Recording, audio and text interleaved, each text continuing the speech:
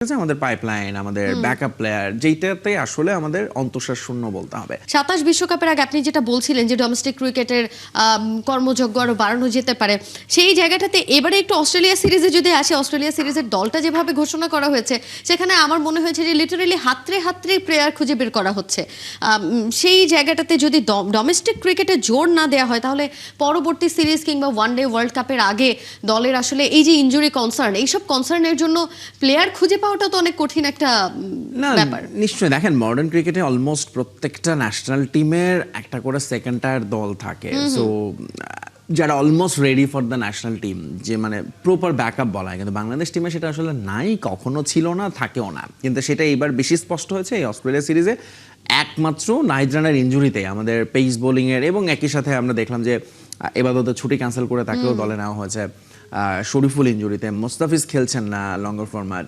ফলে আমাদের pace bowling, যেটা দিয়ে আমাদের এখন আমরা আসলে সিরিজ জিতছি, ম্যাচ জিতছি, যেটা আমাদের এখন বলবো আমাদের স্ট্রেংথ, আমাদের বোলিং অ্যাটাক। এবং অস্ট্রেলিয়ার মাটিতে ভাবা হচ্ছিল যে আমাদের পেসাররা সেখানে অজিদের সঙ্গে সমানতালে পাল্লা দিয়ে লড়বে, সেই জায়গাটা একটা বড় ধাক্কা আমরা খেয়েছি। এবং এই একই সাথে আবারও ঘুরে ফিরে ওই জিনিসটা উঠে এসেছে আমাদের পাইপলাইন, আমাদের ব্যাকআপ প্লেয়ার, যেটাতে আসলে আমাদের অন্তঃসার শূন্য বলতে হবে।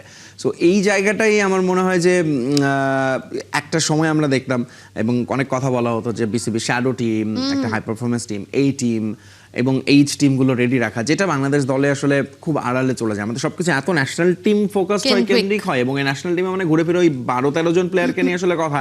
আপনি দেখবেন প্রত্যেক সিরিজে 1-2 জন প্লেয়ার চেঞ্জ হয়, নাহলে কোর প্লেয়ার ঠিকই থাকে।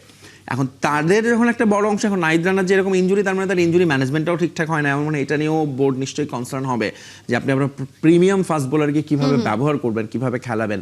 এবং একটা বড় সিরিজ অস্ট্রেলিয়া ঘিরে তাকে আপনি রেডি রাখা বাদ দিয়ে যদি আপনি জিম্বাবুয়ের সঙ্গে টানা খেলার যে এরকম ঝুঁকিতে পড়তে হতে পারে, এবং সেটা আসলে একটা বিরাট বড় লস বাংলাদেশের। যেটা বলছিলেন ইনজুরি কনসার্ন নিয়ে, এরকম নজিরবিহীন সিদ্ধান্ত যে প্লেয়াররা আসলে টিম ম্যানেজমেন্টের চোখের আড়াল করে তারা বিদেশ সফরে যাচ্ছে, বিভিন্ন ধরনের নিয়ম ভাঙছে, এই ধরনের সিদ্ধান্তে আসলে বিসিবি এর আগে আমরা যা দেখেছি যে বেশ খুব একটা কঠোর কোনো হার্ড লাইনে যাচ্ছে না, বা শুধুমাত্র একটু শাস্তি কিংবা শাস্তির কোনো একটা গুঞ্জন শুনে বাস শুনে আমরা এরপরে আসলে ওটা হাওয়ায় মিলিয়ে গেছে।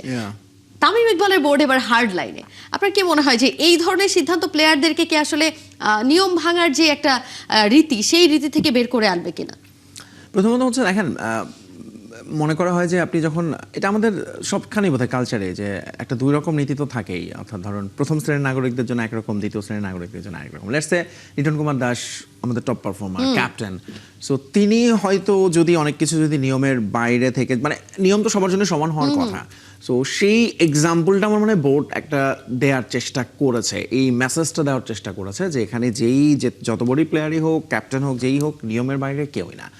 এখন মুশকিল হচ্ছে যে বাংলাদেশের ক্রিকেট বোর্ডে এই কোড অফ কন্ডাক্ট হচ্ছে একটা খুবই কাগুজে জিনিস। এটা বছরের পর বছর থাকে, কিন্তু না ক্রিকেটার, না টিম ম্যানেজমেন্ট, না মিডিয়া, না বোর্ড পরিচালক, কেউই আসলে এটা ঠিকঠাক মতো পালন করেন না।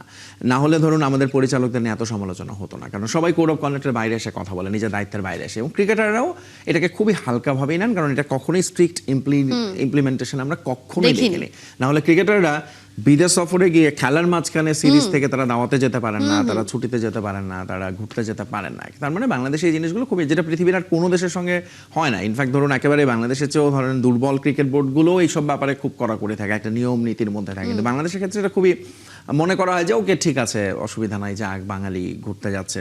তো এই জিনিসটা থেকে আসলে বের হওয়াটা খুব জরুরি। এখন তামিম ইকবাল নিজে ক্রিকেটার ছিলেন, খেলেছেন, এখন তিনি এই জায়গাটায় এসেছেন। সো আমার মনে হয় তিনি নিশ্চিতভাবে ফিল করতে পেরেছেন যে কিছু জিনিস ঠিকঠাক মতো হয়নি, এখন ঠিক করা দরকার। কিন্তু এখন ধরুন এইটা বেশিরভাগ সময় কি হয়, মানে আমরা এরকম এই যে বলি আওয়াজ হলো আজকে, দেখবেন আবার নেক্সট সিরিজে হয়তো আমরা দেখবো আবার নিয়মের ব্যতিক্রম ঘটছে, এবং তখন খুব হালকা করে দেখা হয়। তো এই কড়াকড়িটা আসলে থাকা দরকার এখন ক্রিকেটারদের। শুধুমাত্র যে এমন না যে তাদের অফলাইন প্রেজেন্স,